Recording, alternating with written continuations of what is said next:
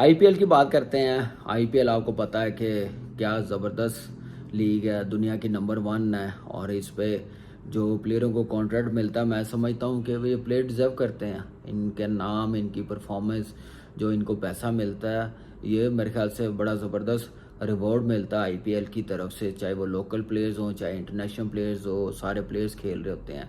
लेकिन इस वक्त जो मैं बात करना चाह रहा हूँ, उस फ्रेंचाइज की करना चाह रहा हूँ कि उस फ्रेंचाइज ने बड़े प्लेयर्स बनाए हैं, इंडियन क्रिकेट को बड़े प्लेयर्स दिए हैं। और उसके बाद सबसे ज़्यादा ट्रॉफीज जीते हुए हैं, 5 मरतबा चैम्पियन बने हुए हैं।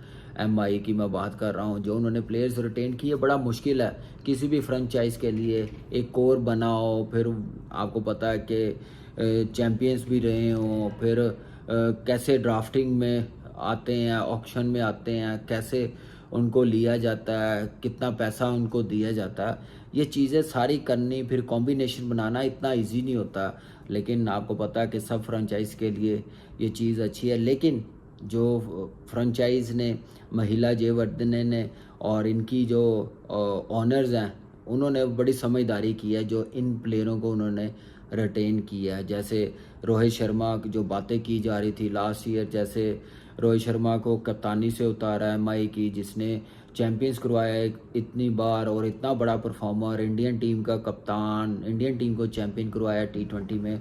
उसकी कप्तानी चेंज करना बड़ा मुश्किल डिसीजन था। हार्दिक पांड्या 2 सीज़न खेला नहीं है, और आपको पता है गुजरात से आया और एज कैप्टन आया। तो मैं कहता हूँ कि इस बार भी उन्होंने हार्दिक पांड्या को ही कप्तान अनाउंस किया। इस टीम में आपको पता है कि सूर्य कुमार यादव भी है, बुमराह भी है, टेस्ट टीम का वाइस कप्तान है और शुरू से खेलता हुआ आ रहा है।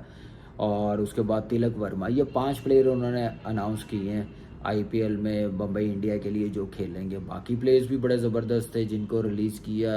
अब ये देखना पड़ेगा ऑक्शन में ये टीम कंप्लीट करने के लिए जो अगले जो 11-12 प्लेयर्स हैं वो कैसे लेते हैं, क्या कॉम्बिनेशन बनाते हैं। इस वक्त इनकी टीम में बुमराह के साथ नया बॉल करने वाला कोई होना चाहिए। और ऑलराउंडर इन्होंने रिटेन किया, हार्दिक पांड्या कमाल का परफॉर्मर है और मैच विनर मैं समझता हूँ। लास्ट सीज़न बुरा गया था, बुरा टाइम था, लेकिन आप देखें कि इसी प्लेयर ने इंडियन टीम को चैंपियन बनाया।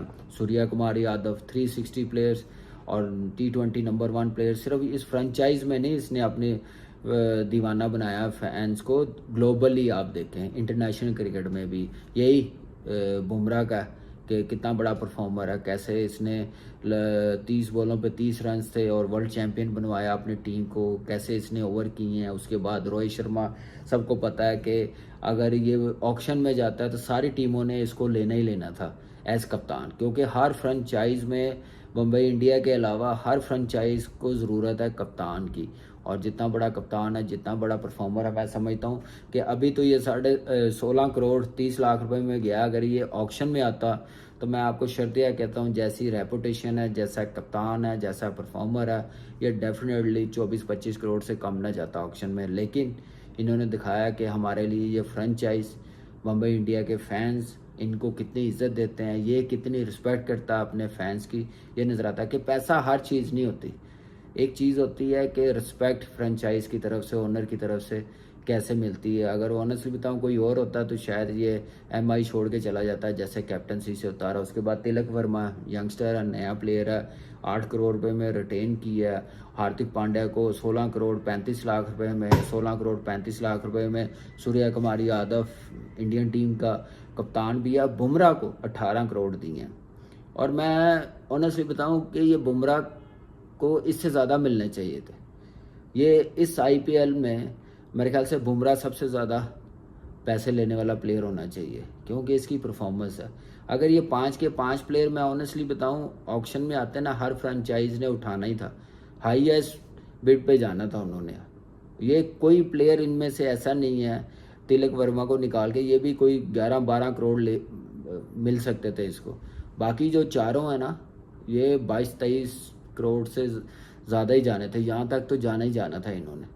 ये ऐसे परफॉर्मर है, ऐसे ये टीम मैन है, और इनकी वजह से एमआई चैंपियन बनी है। इन्होंने बड़ी बड़ी परफॉर्मेंस दिखाई है। तो हमने देखा अपने ये कैसे किस एटीट्यूड के साथ क्या अप्रोच होती है, मेंटली कितने स्ट्रॉन्ग है, ये सारी चीज़ें सामने रखते हुए मैं सोच रहा था कि मुंबई इंडिया ने क्या समझदारी की है, क्या कमाल के प्लेयर्स रिटेन किए हैं।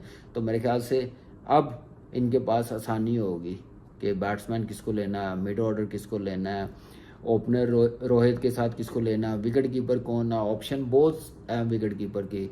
डिकॉक भी है, गुरबाज भी है, फिल सॉल्ट भी है, ईशान किशन भी है, रेगुलर मेंबर है लेकिन रिटेन नहीं कर सके। महंगा प्लेयर था लेकिन 2 साल से वैसी बड़ी परफॉर्मेंस आई नहीं है, तो उसको भी दोबारा उठा सकते हैं। जितने पैसे आपको पता है कि 44-45 करोड़ इनके पास है, उसमें इन्होंने बाकी के प्लेयर्स उठाने हैं। तो लेट्स सी क्या टीम बनाते हैं, लेकिन ये जो 5 प्लेयर है ये मुझे लग रहा है कि इस साल बड़ी परफॉर्मेंस दिखाएंगे।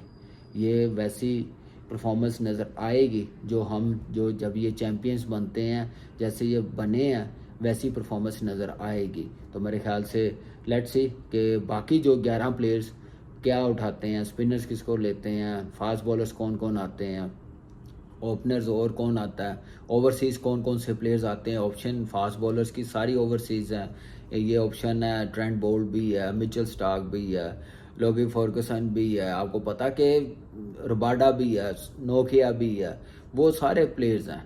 तो अब इनके पास मौका है कि ये कहाँ तक जाते हैं, क्योंकि इन्होंने जितने पैसे बचे हैं उसमें बाकी प्लेयर्स लेने हैं। और बाकी हार्दिक पांड्या को कप्तान इन्होंने अनाउंस किया।